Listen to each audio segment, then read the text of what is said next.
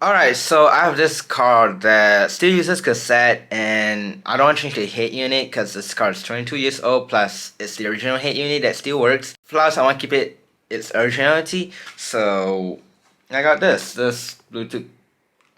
So I got this headphone jack to the cassette thingy, so yeah, let's check it out. Alright, so here's how this thing looks like, the cassette adapter to the headphone jack.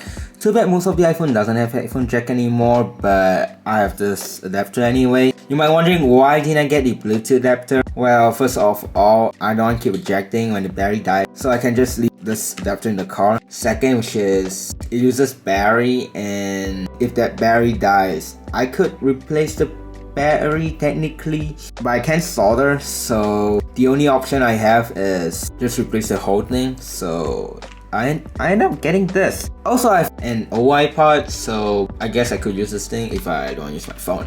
So this is how it looks like. Car digital car adapter for mobile MP3 CD in your rear. Some car doesn't even have a CD player, and when these things were new, some people were using a CD player. So what would you do is you just put this thing, put it in your car, plug to your CD player, and boom, that's how you got CD in the car in the 2000. So yeah, that's how it looks like. It doesn't have those like tape thingy. Instead of using those tapes, it uses those magnets, which you can see right here. And back here we got the instruction, which probably no one's gonna read. I doubt anyone actually read that. So looks like need a scissors. Can I try opening it this way? Yep, I think I can. I think. There we go. I guess you can read it now. So here's the instruction. If you wanna read it, just pause the video. And that's the small paper thing.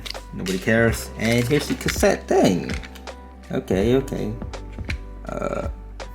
So it says you can do that. Where are you supposed to keep the cable? I don't think you can on this one. But anyway, so here's how it looks like. We got this thing. This thing spins and it should call it. There's an actual cassette it's playing, but it's not. You can get a cheaper one, but I got a bit expensive one because this cable is like way thicker. Oh yeah, good luck trying to put this thing into your iPhone 2G if you actually have one. I doubt this thing will fit. But yeah, let's test this out in my car. I need this thing, thank you.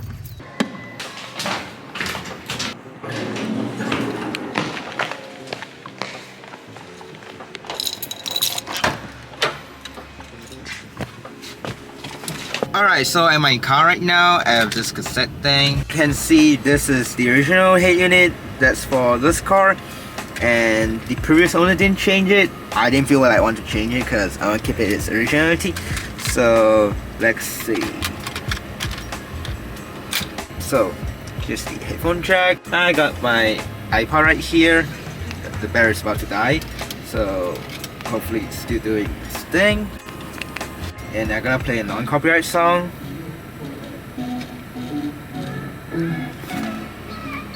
There you go, it's working. Good thing I bring another iPod and this phone. So just gonna plug this in.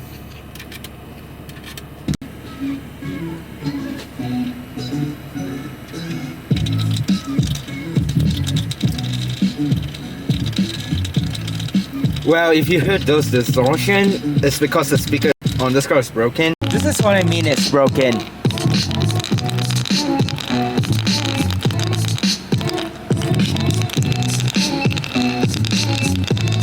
Yeah. I don't know if you can see this or not. Wait, let me turn off the light. There you go. That's how I'm filming this video, and hi. I will try my phone and I will tell you guys what's my first impression. Well, I have tested this thing out for like few minutes now, and here's what I think about it based on my first impression. So first of all, this thing feels cheap, but I mean it works. Plus its price, it is cheap, so the build quality is cheap. The audio overall I think is acceptable. Can't say anything about this car sound system since this car is stock. The speakers like, I don't know, it's like falling apart. I don't know, what do you guys call them like when the speaker does this thing? Like, I don't know. But for some reason sometimes it goes reverse. Kinda weird, but most of the time it doesn't do that. Like what? Like 10 times, maybe like twice. And start doing its thing, and yep, So if this happens to you, all you do is just press this and there you go, it fixes itself.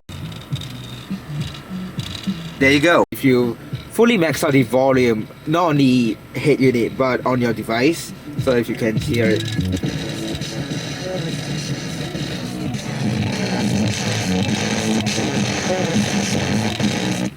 Yeah, that's what you hear. So if you have this thing, my tip is when you playing a song, do not play a song too loud. Maybe like go like this much.